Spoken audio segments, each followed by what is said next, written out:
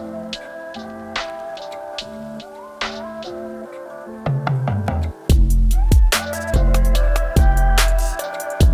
morning, or whatever time of day it is when you're watching this, and welcome back to Meet the Locals. We are joined by another local legend today, Miss Heather McBroom. How are you? Good morning. I'm doing well, thank you. And you? I'm doing very well. Very excited to have you. So to Meet the Locals, entrepreneurship is something that's been very dear to our heart. Since we started 2 years ago, we've been documenting Jules's journey to entrepreneurship, as well as we've had a lot of entrepreneurs come on the show and talk about their experiences. So as someone who recognizes the special interest and kind of areas that small business owners focus on, you have a high level of expertise in that, is kind of where I was trying to get to. So it's very exciting for us to have you lend your experience. Well, thank you. Really, my experience comes from being a business owner myself. So I have been a business owner for well over 20 years and have been able to start, grow, and sell for successful businesses. And learned a lot along the way. Developed a lot of great relationships, and really just got to the point in my life where I said, how impactful do I feel continuing to be a business owner versus really pouring into entrepreneurs and helping the community that I love so much. So that's really what led me into the journey of deciding to sell my latest company, which was a commercial insurance agency, and come alongside of the Thrive Networks and do the great work that we do. 100%. Thrive is a great friend of the show. Yeah. So I guess my first question for you would be, what was the beginning of your entrepreneurial endeavor? I think it's a family thing, first and foremost. My mom is a business owner. Some of it was also driven by my opportunities and experience. So having come from a background with criminal justice involvement, it was really hard to find a job, and a job that would pay me well enough to really kind of turn my life around. And so as I faced some of those struggles, entrepreneurship seemed like the most realistic opportunity for me to be able to do that. And that's really amazing. So what was the first business that you ventured into, or kind of business? Yeah, so the first business I started was a process serving company. As with any business, it comes out of a need. And I was working for an attorney as a paralegal, and I had, a really hard time finding a good process server. And so I looked in to see what it would take to develop a company that did that. And it was pretty low barrier to entry. There wasn't a lot of process servers that I thought were professional and really understood the documents they were serving. And so that was my first jump into a process serving company. That's really exciting, and being able to be in a space and recognize a need and fill it. Because, they say innovation, or necessity breeds innovation. It sure does. So being able to recognize that you were able to fill a space in there, and then how do we transition from process surveying to, say, real estate, commercial real estate? Yeah, so it's really Or interesting. you, I should say, not we. That's okay. And it was actually commercial insurance, but same thing. It's really interesting. What I learned over the years is the foundational piece of running a business is all the same. Doing your market research, making sure you are solving a problem, really understanding your financials, your operations, and your advertising or marketing part of your business. Ultimately, those core concepts are the same. And so as I learned that, it was really easy to then start an electrical company and a commercial insurance agency and a bookkeeping agency, because regardless of what the job was, you could always hire someone to do the work. I got really good at the foundational piece of building the businesses, which is pretty standard across the board. So would you say all of those, the culmination of those experiences, is what kind of pushed you into business consulting? Yeah, it was kind of a surprise to do this. I was on the board of directors for the Thrive Networks, along with our current mayor, Mayor Yemi Mobilati. And when the founder transitioned out right after COVID, it was a pivotal point for the organization. And so, as him and I discussed what that future could look like, it was evident that this might be an opportunity for me to get out of the insurance industry, sell that business, and be able to come alongside Yemi and build a organization that could sustain. Yes. And I think that that's very crucial here in Colorado Springs, especially. We discussed on our show previously the post-COVID boom for small businesses. And I think the co-alignment of Thrive for the community was divine intervention. I think it's really wonderful to be able to watch people that I know in the community turn their passions and their individual interests into income that they can use to sustain themselves, which I think is a dream for a lot of people. Yes. Taking a look at LinkedIn, I seen that you own Precision. Is it Precision Business? Yeah, so it was a family of businesses. So I had insurance, bookkeeping, virtual office assistants, marketing, and legal. And so they were the Precision family of businesses. I see. Okay. Currently, I don't do anything in my businesses. I most recently was more of like a hired fractional CEO, CFO. But because of the work I'm doing at Thrive and in other organizations in the community, my business has taken a step back from Yeah. doing anything currently. I can definitely see that. So, considering they're kind of similar in nature, what would you say were some of the similarities between being a CEO, CFO, and an executive director? Yeah, that's a great question. There are some similarities. I say really my knowledge of knowing how to run a business, the foundational part of the business, is what's made us a very successful nonprofit organization. But there's also a lot of differences, and not having been in the nonprofit world, there was a lot of things that I had to learn over the last year when it comes to what makes nonprofits different than for-profits. Things like, really understanding budgets and board governance and grant writing and things that you don't see in the for-profit side. But again, a lot of those business fundamentals in terms of marketing and, knowing your numbers and operations, I think transferred over really well. Yeah. So we've talked a little bit about Thrive. I want to dive a little bit more into that.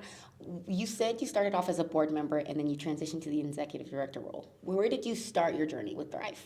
Yeah, so in 2020, January, Taj Stokes, the founder, and Mayor Yemi, who was the board chair at the time, approached me and asked me to fill a board position as a community member. I quickly became the treasurer based on my experience with numbers and finances. And so that was my first opportunity to serve on the board. Thrive at that point was really focused on developing a really strong board, and it had a transition of board members previously. And so it was a really great time to jump into an organization. Mayor Yemi is an incredible leader, so being able to be a part of his leadership in developing that board, I think, was just a good experience and opportunity for somebody who had never been on a board before. Yeah. So when we're talking about building out a business, because it's very clear you have a great grasp on fundamentals, what are some things that you think it's important for us to know, like if I wanted to start my own business? Oh boy. First, I would not go at it alone, right? Right. There's so many things that you have to think about in order to be successful. And so reaching out to all of the incredible resources that we have in this community, such as Thrive, to be able to start that process of thinking about it. I see a lot of people really jumping into a business idea, not having done the work, right? And then we don't see the success that they should be seeing. So planning, market research, really being intentional about solving a problem, not just being another business, I think are all really key in that beginning stage of validating, is this business going to work? Is this what people want? Am I really solving a problem? And then outlining a plan, both in narrative and in financials, of how this business is going to run. And then also taking into consideration that you need to take care of yourself also. So I see a lot of businesses that don't make it because they're not paying themselves. And that just is not a sustainable model. And so really being intentional about being sustainable from the beginning and taking care of yourself also. 100%. what are some tools or programs that Thrive provides to business owners to help them be successful? So currently, we have an incubator program. Incubator means kind of the beginning stages. So somebody who has a business idea or somebody who says, I'm a cleaner and I want to start a business, but I don't know how to do the back end of the stuff. That's a really good market for Thrive. And for the people we serve, it's the ones that need a little bit of extra hand holding. They need the connections to other people. They need the in-person classroom space. They need time to really work through their business idea. And so our program is intense. I got to develop it before becoming the executive director, and it was literally everything I wish somebody would have talked about with me as a business owner. And so that is an incredible program. Now, it's not for everybody. There are other resources in the community, people who feel that they're a little bit further along in education or knowledge or experience. They might be better served by other programs in the community from the SBDC. Maybe if they can't come in person, they would look for more online resources like SCORE. But I feel like we all serve a different demographic and a different part of these communities, and we all work really well together to be able to make sure that the people are getting into the right programs for them.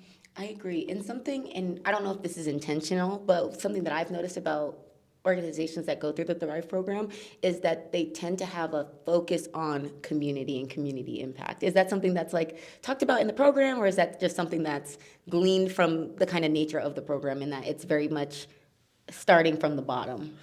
I love that you see that. It is very intentional. One of the things that I said, certainly running an insurance agency, which, there's insurance agents everywhere. How do I stand out? And that was really community connections. So we have put into the program a lot of emphasis on developing meaningful relationships, being intentional about what your story is and what your why is in your business. We have a local resource day where all the resources come in and they get 15 minutes to talk about how they can help small businesses. We have over 17 guest instructors. So my goal for them is to build a Rolodex of people and support because I know that's what made me most successful was the community support that I had. And I think especially in Colorado Springs with the type of community that we are, that's also very important. I 100% agree with that. I think what I would like to ask you is, I've been formulating the question. Is there a specific need that you see small businesses filling in our community? Like, is there a niche? Yeah. Is there a specific interest, or is there something special about small businesses that makes you pour so much of yourself into entrepreneurship and people that want to own their own businesses? Yeah, small business is the catalyst for economic development. Small business owners are the most innovative. They are in the communities. They are seeing the problems. They are coming up with those solutions through whatever business idea that they have. And ultimately, as these small businesses are in the community, they're driving jobs to the community. They're driving more revenue into our local economy. They're spending their money here. And so I believe that small business is truly the catalyst for economic development. And so it's really important for me to pour into them and make them as successful as possible because I want a thriving economy in Southeast Colorado Springs. 100%. And circling back around to you a little bit, are you from Colorado Springs originally, or did you move here? Yeah, so I am not a native. I moved here right before my 21st birthday. So I always say as an adult, this is where I chose to live. Yeah. I have 2 children that I've raised here that were born here.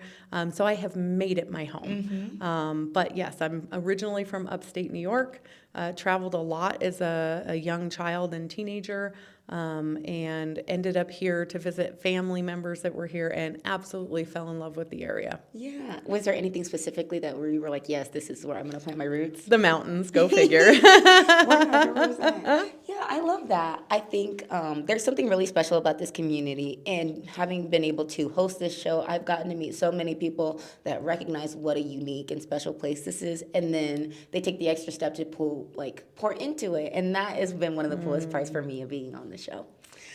What are some of your long-term, short-term goals that you would like to share with us?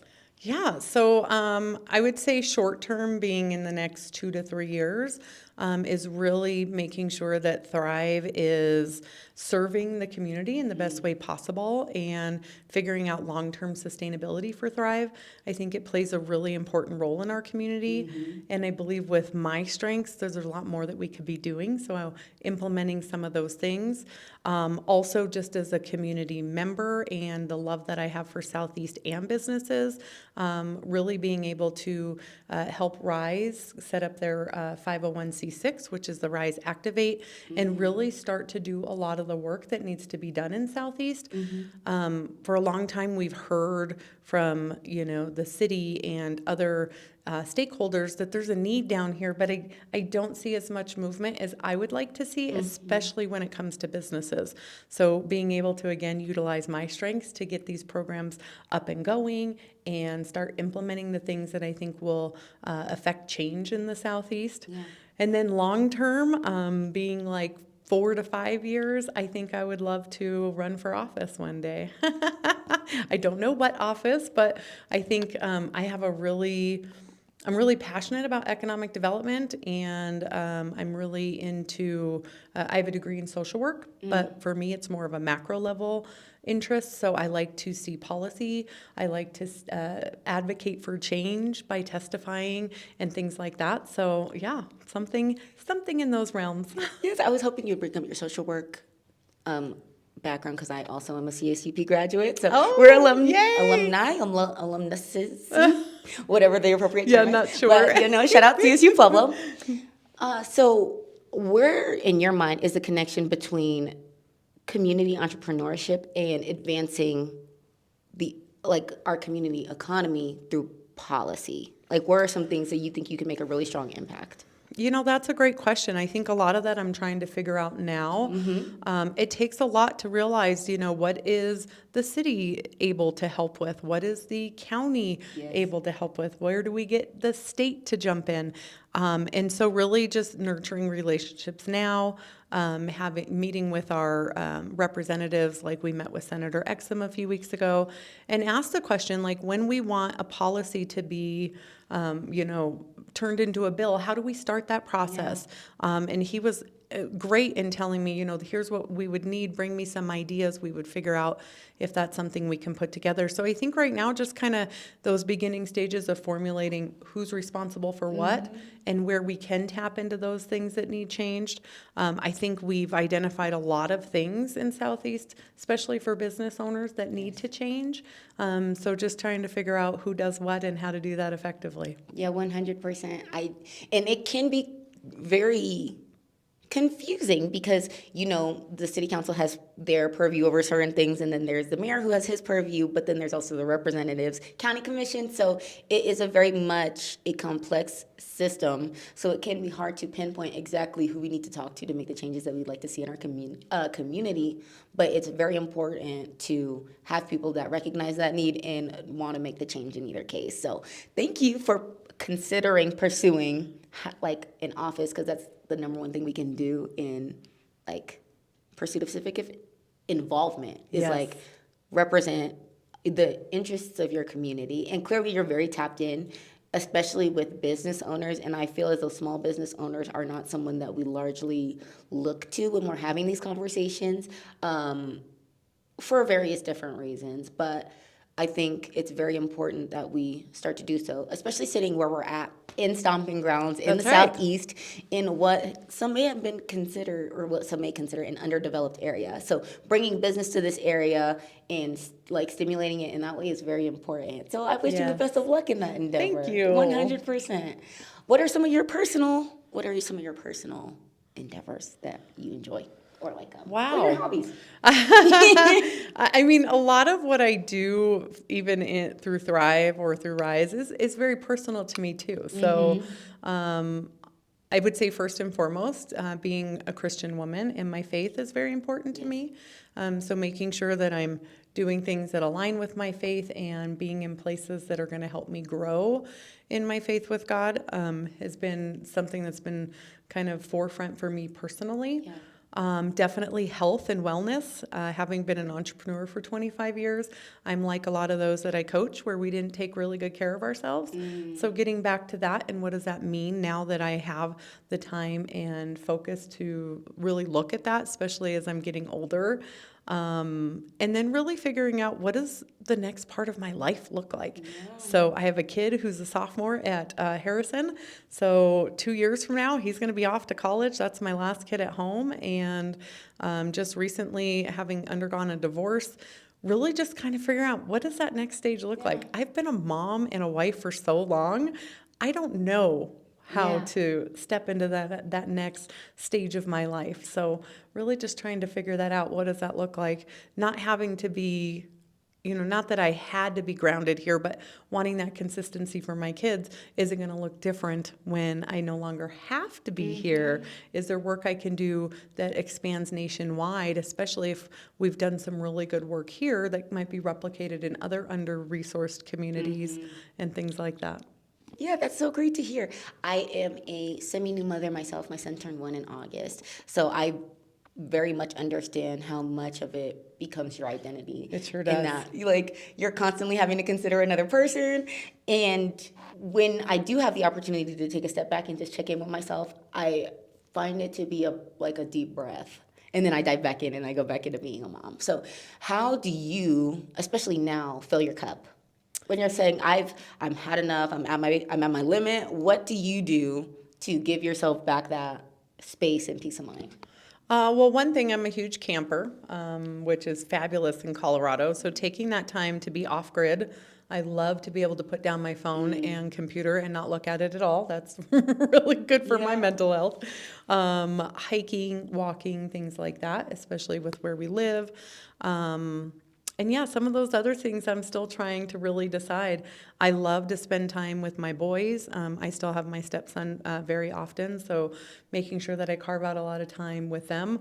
They're 15 and 16, or 14 and 16, so they don't want a ton of time with me, but making sure that I carve that out is still very much a part of who I am, and wanting to see them succeed and understanding that it's just as important to be involved now as it was when they were younger, because now they're looking to develop who they are.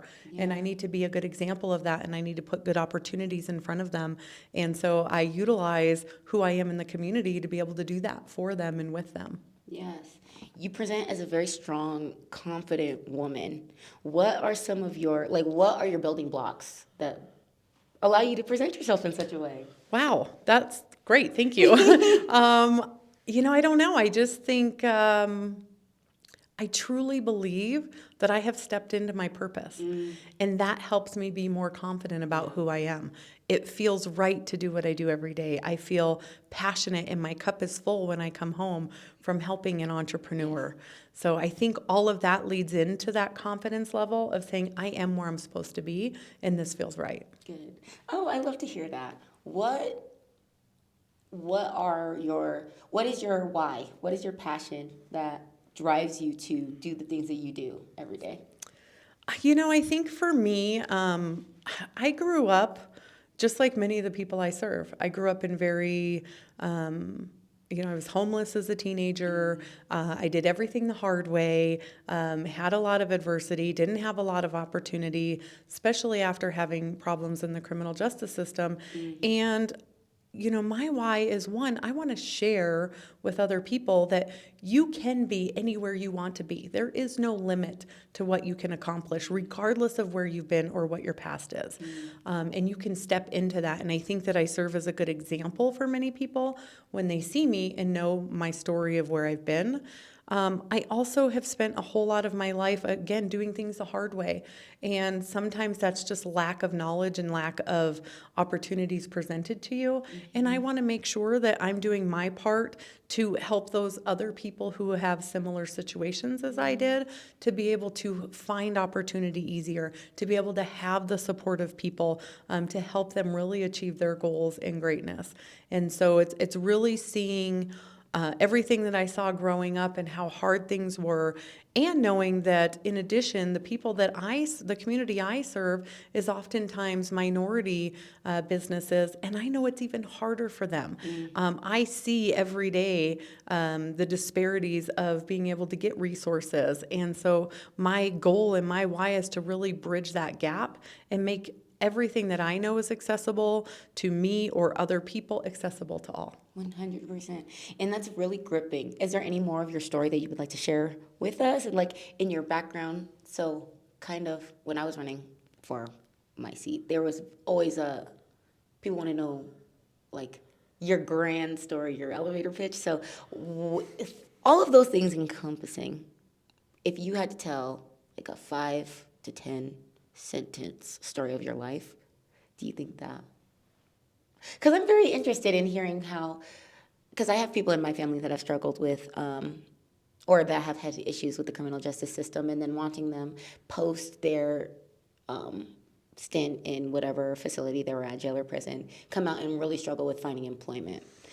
And I really wonder what the journey for those people that I have in mind would look like if they would have decided that they wanted to take an entrepreneurial route, or if they had an opportunity like Thrive presented to them. Because it's not as though, especially for the people that I know, they just decided to do these things because they had free will to do so. It's often born out of necessity. So I feel very attached to that story, especially in the back of my mind, the people that I know that have really struggled to find opportunity in the community and make poor choices as a result of that.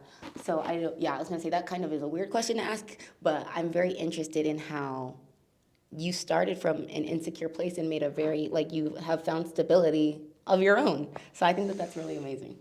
Yeah, I don't know if I have really 5 or 10 sentences off the top of my head. I think, my involvement in criminal justice was, well over 25 years ago. And so it was a very different world back then. I think we've done a lot of work to change the narrative for a lot of people. Things like ban the box, where you can no longer ask on an application if you have a felony, things like having the ability to expunge a record. That was not a possibility until 2006 when I went in front of the House and Senate to get that bill passed. So again, I think there's been a lot of changes and movement towards making it easier for those that are involved. I think again, it comes to mindset and constantly being told that you're no good and you can't do anything, and then coming out and maybe not having all of the resources that other people have, like supportive families, because maybe you broke those relationships and things like that. So I think the biggest takeaway is there are people out there who care. There are resources. There are ways to navigate this, and to not be ashamed or afraid to reach out and ask for help. The stigma of talking about having a criminal background has changed. And so, 20 years ago, I would never tell anybody about my history because it was still very taboo and it didn't benefit you to talk about it. Where now I feel like we're changing that narrative.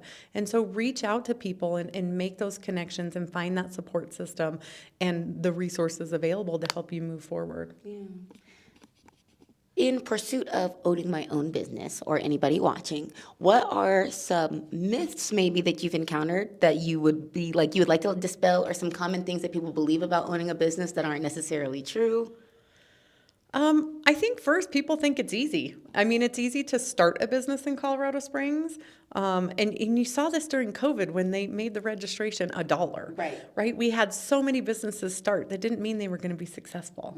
Right? And so a lot of people, one, think it's easy, and it's not. It's a very hard thing to do. One of the hardest things I've ever done in my life. And then two, they think that just because they created a business, they're going to be successful.